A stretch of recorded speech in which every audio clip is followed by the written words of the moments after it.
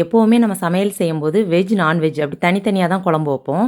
ஆனால் ரெண்டுமே சேர்ந்து இன்றைக்கி நான் ஒரு குழம்பு செய்ய போகிறேன். அது எப்படி செய்யலான்னு பார்க்கலாம். ஃபஸ்ட் இந்த குழம்போட பேர் சொல்லிடுறேன். ஆட்டுக்கால் சாம்பார்.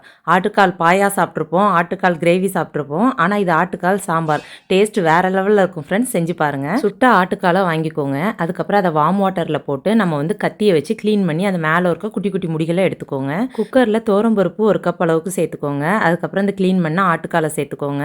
அது கூட கொஞ்சமாக மஞ்சள் தூள், கொஞ்சம் உப்பு சேர்த்து நல்லா வேக விட்டுருங்க. ஒரு 6லேருந்து 7 விசில் விட்டுருங்க. சூப்பராக வெந்துடும்.